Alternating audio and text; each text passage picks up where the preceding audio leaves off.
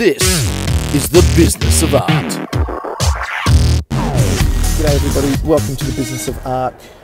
Today I have spent the day at the Brisbane Convention Centre at a business success conference, and there was a whole bunch of speakers today. There were 6 people all up, but 3 of them really stood out to me. Obviously Gary V was one of them.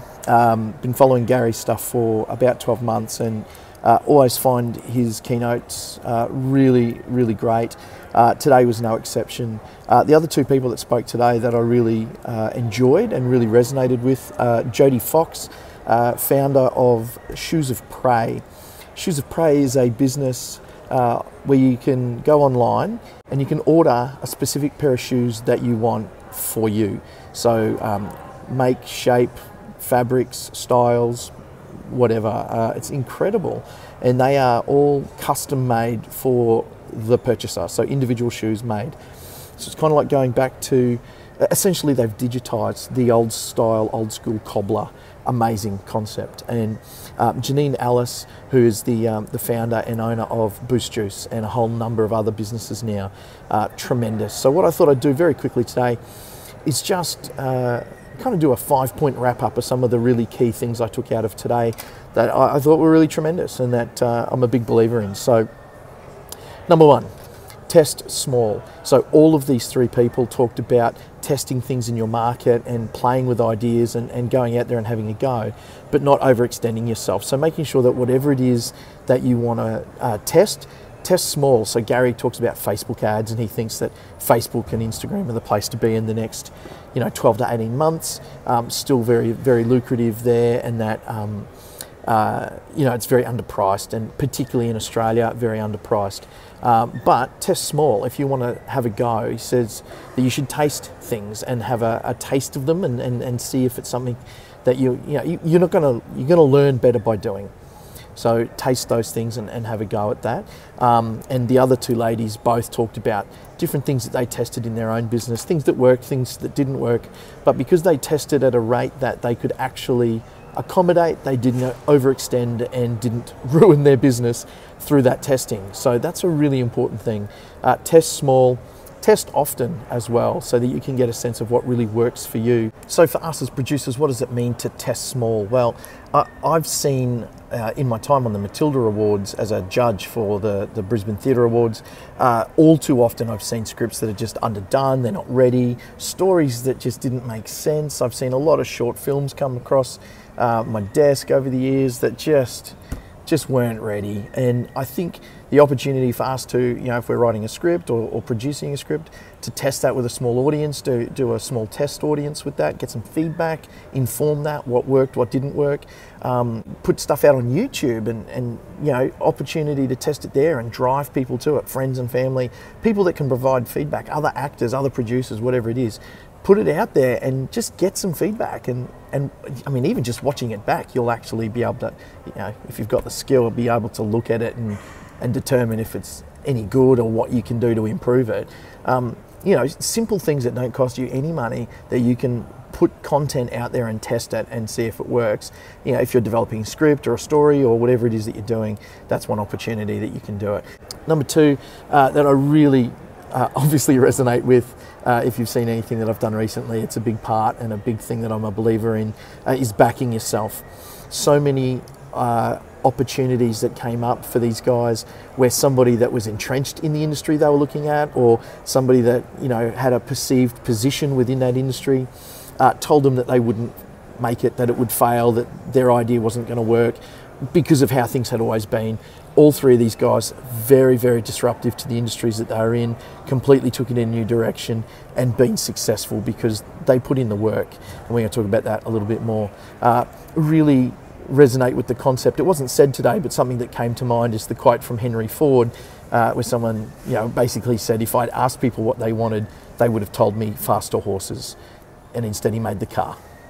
Number 3, really important, doesn't matter what industry you're in, customers come first. Make sure that you're providing value to your customer. Make sure that you're really thinking about what it is that they need and that you are providing the outcomes for them. And ultimately, that will lead to you generating income. If you approach it purely from a concept of trying to make money, yes, you might make some in the short term, but it's the long-term relationship that you're really chasing, and that is going to see your business sustain and be super strong for a lot longer. Gary just gives his content away for free all the time. He's all about the consumer, about us that are taking that information in. He wants to see us succeed because, you know, obviously that's the legacy he gets to leave. Janine makes sure that her customers are 100% happy, even down to things like, you know, if someone doesn't like the taste of a juice, she'll give them a new one. You know, it's all about making sure the customer's happy. I want to add, as producers, you know, ultimately we're creating a product for the end consumer. We're creating a show for an audience, you know, that we hope are going to want to see that. But before that, I'm really passionate about the fact that actors and other crew members are our initial audience. You know, when particularly at the low budget independent end, we're trying to coax people to come and work with us, often for very low pay, if any pay, in a profit share and whatever.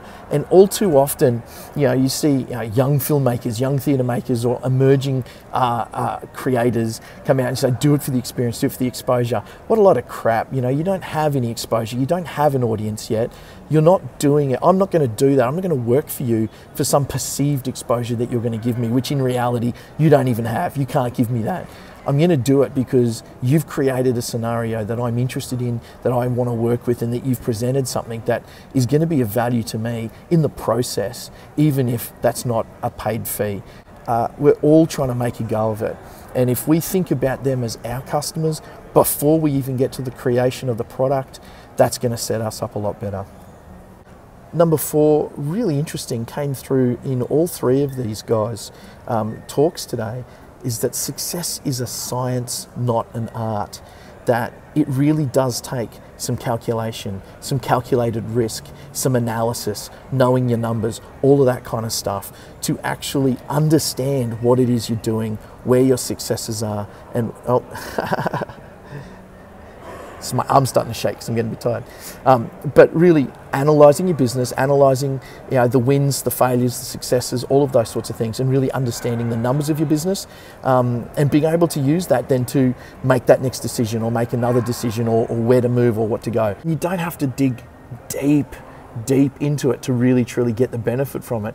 Even just starting by looking at the traction that you get on a Facebook ad, or really looking at the demographic of your audience that come to see your shows. You know, who are actually coming to see that? Can you get a sense of an age group, or is it men versus women? Is it 35 and up? Is it 20 and under? Whatever it is, and just starting to find the easy things that you can look at from the science of what we do to start that journey for yourself, if that's not something that you're into. Or even better, find someone who is really analytical, someone who is really into numbers, and get them to do that with you.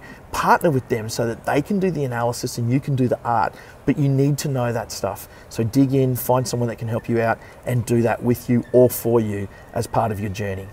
And the last one, very simply, work. The business will succeed with the right work being put in at the right time, with the right intent, for the right reasons. You can have all of the testing that you like, you can try all of these things, but if you're actually not putting in the work, if you're not actually willing to sacrifice something and spend the hours to build your business, build your brand, you will fail. Ultimately, all 3 of these people are successful because of the amount of effort, the amount of time, and the amount of work that they put into building their business. They all talk about the private messaging they did, the relationship building that they had to do, that they had to go out and meet people. Janine was talking about taking smoothies to radio stations to try and generate promotion for her business when she had no money to actually market the business. So, it's the legwork, it's the hours that you put in. Cleverly, be smart about it. Don't just sit behind a computer and think that you're working when you're actually not doing anything to drive your business forward. What relationships could you be building? Who could you be talking to that might be a partnership that you could help, grow a sponsorship or something like that for your production or whatever it is that you're doing. So, be smart about it, but it's going to take work and patience to get there. And we all have to remember that. So that's it, 5 really simple, 5 really quick things that I took out of today's conference. Really encourage you to jump on Instagram, follow any of those 3 people. You will be inspired by what they have to offer. Tremendous speakers, tremendous day. Thanks for watching. Obviously, if you like this, share it, comment, whatever you can do. Subscribe to the channel.